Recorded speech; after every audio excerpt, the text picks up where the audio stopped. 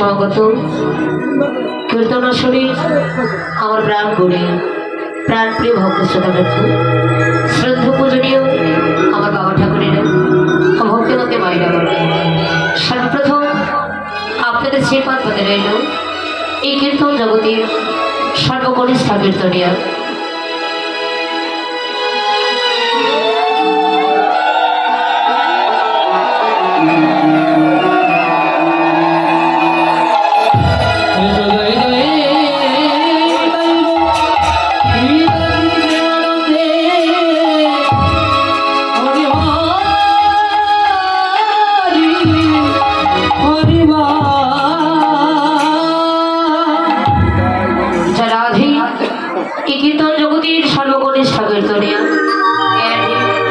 বিদ্যাহীন কৃষ্ণ প্রেম মাধুর্যহীন কীর্তনীয় শিবারায় এবং আমার এই ক্ষুদ্রাতি ক্ষুদ্র সম্প্রদায়ের পক্ষ থেকে সর্বপ্রথম রইল সকল ভক্ত চরণে ভক্তিপূর্ণ অনন্ত কোটি দণ্ডবত প্রণাম।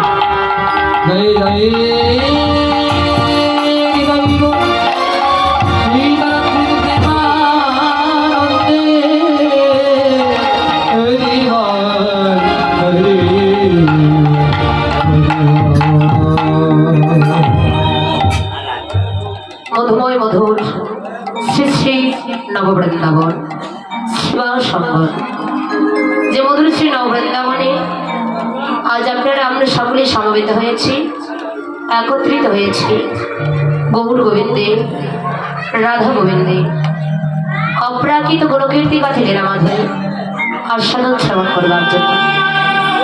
জানি না ভগবানের সেই লীলামাধুরী পরিবেশন করে আমি আপনাদের কতটুকু চিত্তরঞ্জন দান করাতে পারবো, সেই সামর্থ্য সেই দক্ষতা আমার নেই বাবা। তথাপিও দাঁড়িয়েছি গুরু কৃপা হি কেবল, শুধু গুরু কৃপা নয়, পরম সাধুগুরু বৈষ্ণব কৃপা হি কেবল। ভক্তের কৃপা হলে আমার ভগবানের কৃপা হতে আর বেশি সময় লাগে। আপনার পরম ভক্ত নিজের সন্তান মনে করি, নিজের ভক্তি মনে করি, আমার সকল অপরাধ ক্ষমা করে দিই। আপনাদের কিঞ্চিনি কিঞ্চিনি চরণের ঢালি এই অধমার মস্তকে আশীর্বাদ করবেন, যেন আমি দুটো হলেও গৌর গোবিন্দের লীলা কথা আপনাদের সম্মুখে বর্ণনা করিতে পারি, যেন কেউ চরণ ছাড়া করবে না। আস্বাদন করব ভগবান শ্রীকৃষ্ণ। দেখুন ভগবানের লীলা কিন্তু একটি দুটি নয়, তার অনন্ত লীলা অনন্ত মহিমা। তথাপিও শাস্ত্রকার শাস্ত্রে কলম দিলেন 64 প্রকার। এই 64 প্রকার লীলার মধ্যে পালা হলো দুটি, গৌরহরি বল। লীলা হলো 64 প্রকার, কিন্তু তার মধ্যে পালা হলো দুটি। এই পালা দুটির নাম কি গো মায়েরা জানেন? কথা বলবেন। 64 প্রকার লীলার মধ্যে পালা হলো দুটি, মায়েরা বলুন তো সেই পালা দুটির নাম কি? একটি খাবার পালার, একটি ঘুমানোর পালা। হ্যাঁ, ও কোথায়? শ্বশুর বাড়ি আসা আর বাবার বাড়ি যাওয়া, হ্যাঁ কোথায়? বাহ বলিহারি। তো একটি আসার পালা, একটি যাওয়ার পালা। কোথায়? এই জগৎ সংসারে আপনাদের আমাদের আসার পালা শেষ হয়েছে, তাই না? এবার ঘরে ফেরার পালা। দেখুন আমরা কোন পথে নিয়ে এসেছি, কোন পথে নিয়ে চলে যাব, এই পথের সন্ধান কেউ জানি না, জানি না। কিন্তু জানতে পারবেন কি করে? সৎগুরু চরণে আশ্রয় নিলে, আপন আপন গুরু চরণে আশ্রয় হলে, গুরু কৃপা বলে যদি জানা যায় একবার সেই পথের সন্ধানের কথা। কেননা শাস্ত্রে বললেন কৃষ্ণ কৃপা জগৎময়, গুরু কৃপা কোনো কোনো ভাগ্যবান ভাগ্যবতীর ভাগ্যেই পেতে হয়। গৌরহরি বল। তো আসার পালা শেষ হয়েছে, বলে আমাদের ঘরে ফেরার পালা। তো আজকে যে আমরা লীলা আস্বাদন করছি বা লীলা কথা এখন শ্রবণ করছি, তা হলো যে ভগবান শ্রীকৃষ্ণের উত্তর গোষ্ঠ লীলা বা ফেরা গোষ্ঠ লীলা। এখানে উত্তর গোষ্ঠটাই কাকে বলে বা ফেরা গোষ্ঠটাই কাকে বলে? লীলা শুরুর প্রারম্ভে যদি লীলার অর্থ বুঝতে না পারেন না, তবে কিন্তু কিছু বুঝতে পারবেন না। দেখুন এখানে ফেরা গোষ্ঠটা কাকে বলে? বললেন ভগবান শ্রীকৃষ্ণ নবলক্ষ ধেনুর ফল নিয়ে যখন ঘরে ফিরে আসেন, তাই ফেরা গোষ্ঠ। এখানে লক্ষ্য অর্থ দৃষ্টি। আমরা কোন যুগের মানুষ? মায়েরা কোন যুগের মানুষ? আদিম যুগে, কলিযুগের মানুষ। বেশ, আচ্ছা কলির ভগবান কি মা বলতে পারে? একে জোরে বলুন, গৌরাঙ্গ মহাপ্রভু। বেশ, তাহলে কলিযুগে ভগবানের একটা নাম ধরেছেন, কি বলতে পারেন? এই কলিযুগে আমাদের গৌরাঙ্গ মহাপ্রভু একটি নাম ধরেছেন, সেই নামটি হলো শ্রীকৃষ্ণ চৈতন্য মহাপ্রভু। এই নামটা কেন ধরেছেন বাবা? ওই যে বললেন নবলক্ষ দেনের পাল, এখানে নব অর্থ নতুন, লক্ষ্য অর্থ হলো দৃষ্টি। সত্য ত্রেতা দাপর তিনটি যুক্তি অতিক্রম করে কলিতে ভক্তের দ্বারা অবতরণ করলেন কি নিয়ে? নতুন দৃষ্টি নিয়ে। অর্থাৎ আমাদের মতো জ্ঞানন্ধ, আমাদের মতো কামন্ধ, দুরাচারী, ব্যভিচারী, কামাচারী, কৃষ্ণ ভোলা বহির্মুখী জীবদের উদ্ধার করিবার প্রত্যাশায় নতুন দৃষ্টি নিয়ে গৌরহরি কলির ভক্তের দ্বারে অবতরণ। আবার অনেকেই বলে উত্তর গোষ্ঠলীলা, তাহলে এখানে উত্তর বলতে কি বোঝায় মা? উত্তর বলতে সাধারণত একটি দিক বোঝায়, তাই না? উত্তর, দক্ষিণ, পূর্ব, পশ্চিম, এটি একটি উত্তর। আর একটি উত্তর কি? একজন যদি আরেকজনকে প্রশ্ন করে তাহলে উত্তর দিতে হয়, জবাব দিতে হয়, এটি দুটি উত্তর পেয়ে গেলাম। কিন্তু জীবেরও একটি উত্তর আছে মা। আমার জীবের উত্তর কোনটি বলতে পারেন? হরি বল।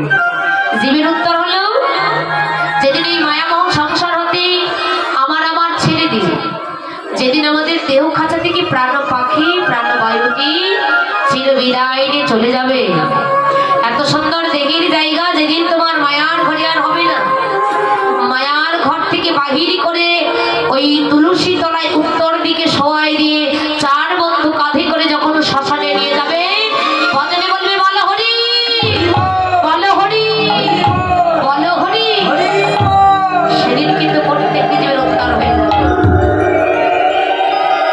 তো আজকে শুধু ভগবানের উত্তর গোষ্ঠ নয় বাবা, আমাদের প্রত্যেকের জীবনে এই উত্তর গোষ্ঠ আসবে।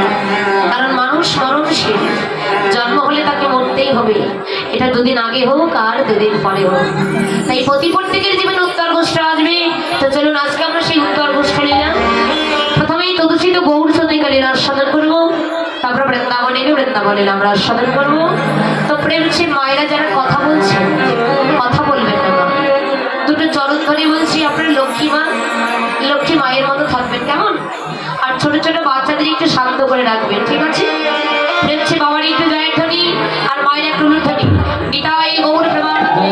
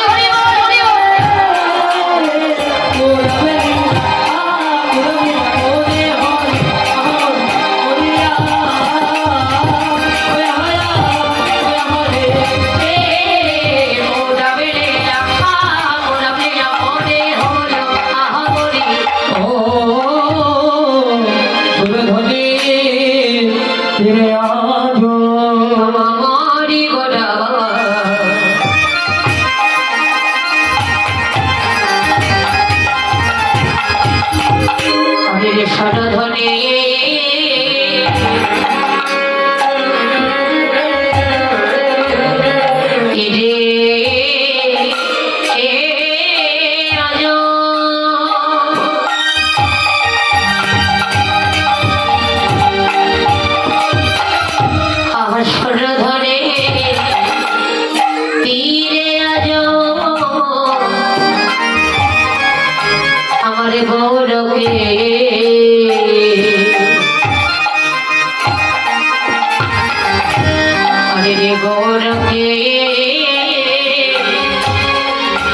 ঈশ্বর